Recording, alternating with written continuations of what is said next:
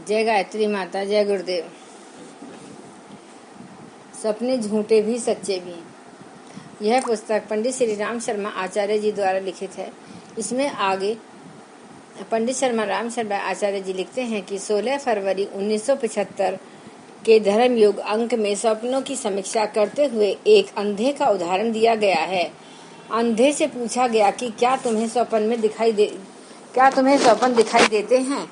इस पर उसने उत्तर दिया, मुझे खुली आंख से भी जो वस्तुएं दिखाई नहीं देती वह स्वप्न में दिखाई देती हैं। इससे फ्रायड की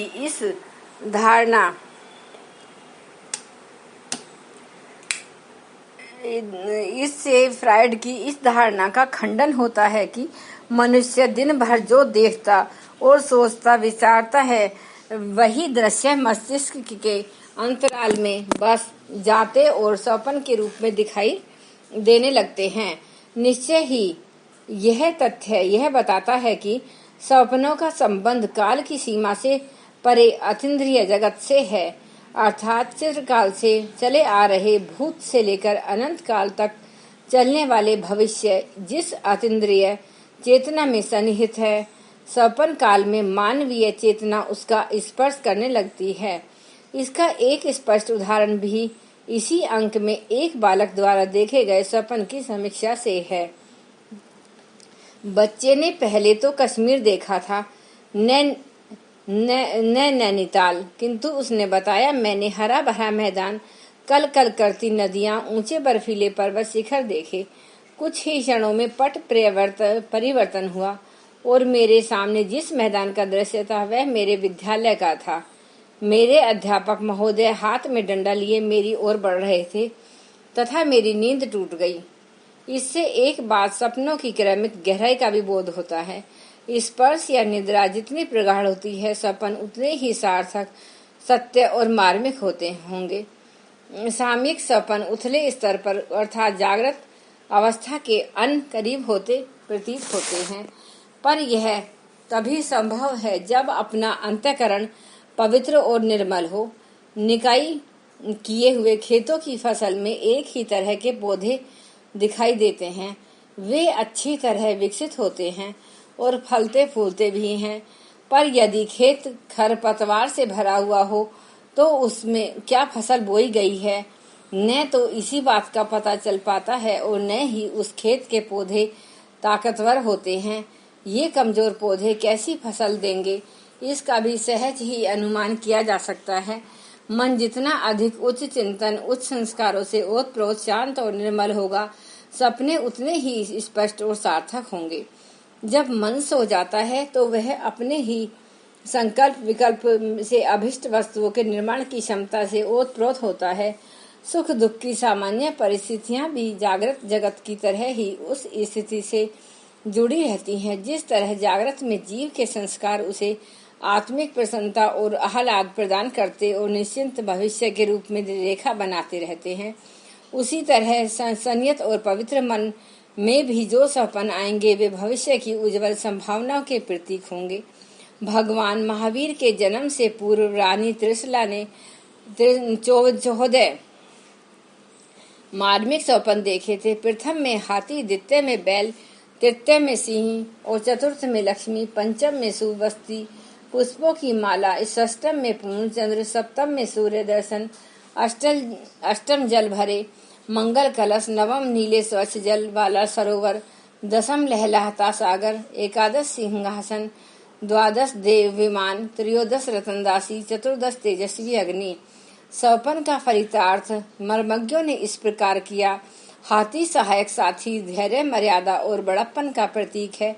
उसके पेट में प्रविष्ट होने का तात्पर्य प्रलंबन बाहु पुत्र जन्म का घोतक है।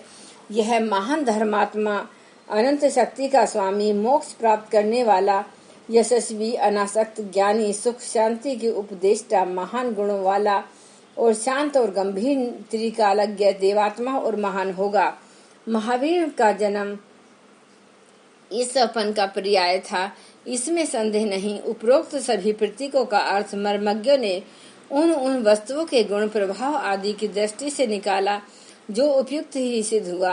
अपने सपनों की समीक्षा करते समय देखी गई वस्तुओं की उपयोगिता, उनकी महत्ता और गुणों के विश्लेषण के रूप में किया जा सके तो बहुत सारे अस्पष्ट सपनों के अर्थ भी निकल सकते हैं और उनसे अपने जीवन को संवार सकते हैं।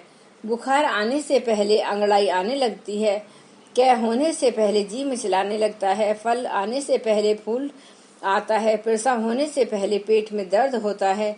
यह पूर्वाभास है। कोई घटना अपने दृश्य में आने से पहले ही अंतरिक्ष में विकसित होने लगती है। शरीर यकायक ही बीमार नहीं हो जाता। रोग कीटाणु काफी समय पहले देह में प्रवेश कर चुके होते हैं। भले ही सामान्य व्यक्ति को ज्ञान न हो, पर विशेषज्ञ रक्त आदि की परीक्षा कर उस संभावित रोग के कुछ ही समय में प्रकट होने का पूर्व घोषणा कर सकते हैं। अस्त व्यस्त स्वभाव के व्यक्ति के संबंध में यह भविष्यवाणी सहज ही की जा सकती है कि वह असफल रहेगा। चोर और डाकुओं में से अधिकांश को जेल भुगतनी पड़ती है।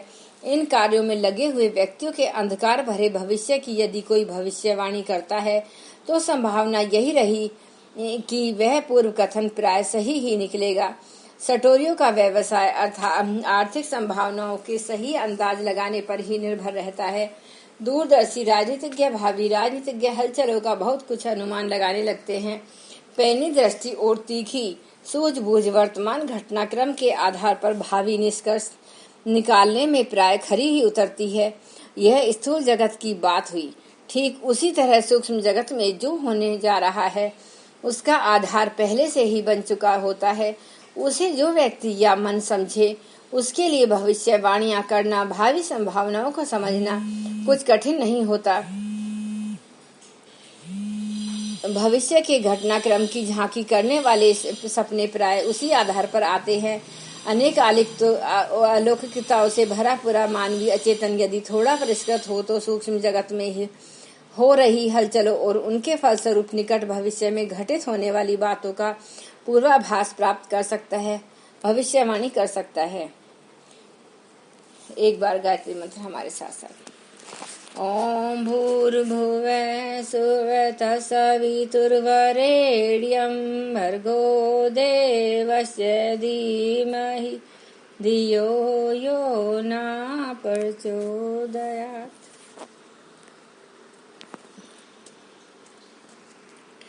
आज के लिए बस इतना ही।